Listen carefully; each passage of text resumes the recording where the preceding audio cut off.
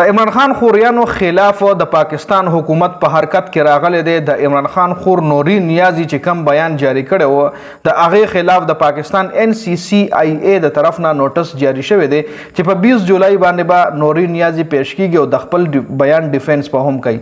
دې نه علاوه علیما خان هم اکټیو شوی دی چې په هغې هم ډیټیل سره خبرې کوي. بل مولانا چې کم دی نن به یو ځل بیا خطاب کوي، کم ځای به کوي، پس کم تقریب کې به کوي، په هغې هم په دې ویډیو کې ډیټیل سره خبره کوو. د عمران خان خور نوري نیازي باندې مقدمه ولې در شوې ده، ولې یې پیشۍ ته غوښتې ده، په هغې هم ډیټیل سره خبرې کوو.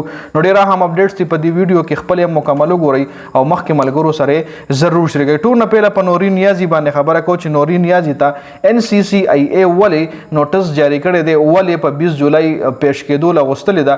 نوري نیازي ریسنټلی یو انټرویو وایرل شوی ده چې په هغې کې نوري نیازي د پاکستان د آرمي حوالې سره څه خبرې اترې کړي دي چې دغه خبرې اترې ټوټلي غلطې خبرې وي. په هغې باندې الریډي یو مخکې ویلاګ ما جوړ کړی دی، تاسو یې کتلی شئ، زما په پیج زما په چینل تاسو کتلی شئ. دې نه علاوه نوري نیازي په دغه بیان کې ویلو چې افواج پاکستان اور کومه مارکا حق چې وه، مارکا حق د پاکستان اور انډیا چې کومه جګړه ریسنټلی شوې وه چې په کوم جنګ کې پاکستان د انډیا 6 جهازونه راغورځولو، نو هغې له مارکا حق وایي.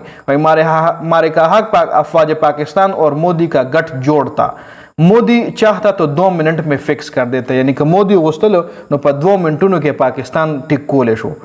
خو وایي هغه ټایم کې د پاکستان د اسرائیل د تسلیمولو خبرې کېدې، نو اسرائیل مودي ته وی چې ته دې جنګ نه کلار شه او ته پاکستان ته جواب مو ورکوه او پاکستان نه په کلاره شه. چونکه دې کې حقیقت ځکه نشته چې مودي خو نه په کلاره کېدو، مودي خو بار بار حملې کولې، اخر پاکستان جواب ورکو، اخر ولا جهازونه راوغورځول، هغې نه پس په مودي جهازونه نور هم رالیږلي پاکستان حدودو ته، خو پته ولو لګېده که نور جهازونه لیږم نور هم راله راغورځئ. نو مودي چپ شوی نه دی بلکې د پاکستان آرمي چپ کړی دی. نو د نوري نیازي په دې بیان باندې اوس د پاکستان ادارې NCCI باقاعده نوټس ورله جاری کړی دی چې په 20 جولای باندې پیش شته دا بیان ولې جاری کړی دی. نو د نوري نیازي خلاف د پاکستان قانون چې کوم دی حرکت کې راغلی دی. خو اوس په خبرو کو پر عمران خان په بلې خور علیما خان باندې چې هغه هم ریسنټلی اکټیو شوې ده. په بنور کې به یو ځل بیا د علیما خان یو غټ استقبال کیږي، علیما خان میدان ته راوتلې ده. اوس آیا علیما خان سیاسي سطح باندې راوتلې ده، آیا دا هم په سیاست کې قدم کیدي یا حکومتي د KPK حکومت ولا وایي چې ته راوځه، یا دی د خپل فیملی چې کوم دی دی ویلو چې مونږ به د کچرې د لیډرشپ نه پوره نه شوه نو بیا مونږ خاندان والا مونږ فیملی به فیصله کوو او مونږ فیملی به احتجاجونو ته راوځو. نو آیا اوس علیما خان د خپل رور دپاره احتجاجونو ته راوتلې، د خپل رور د رهایي دپاره، د عمران خان دپاره رهایي ته راوتلې ده، یا دا په سیاست کې قدم کیدي؟ نو دا به هم راتلونکي ټایم کې واضح شي.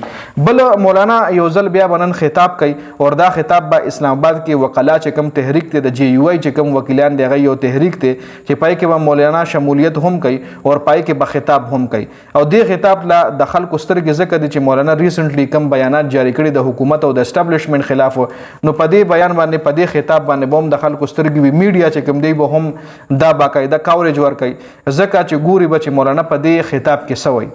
نو د مولانا دا خطاب چې کوم دی، دا بیان چې کوم دی ډېر زیات اهم دی او میډیا چې کوم دی، خو چونکې اوس دا تحریک چې کوم دی د وکلا چې کوم دا فانکشن دی دا کوم ځای دی لا مکمل لوکیشن هم چاته نه دی معلوم. خو خیر په دې ویډیو کې دا اپډیټس د دې حوالې سره ستاسو سره دا کمنټ لازمي وکړئ.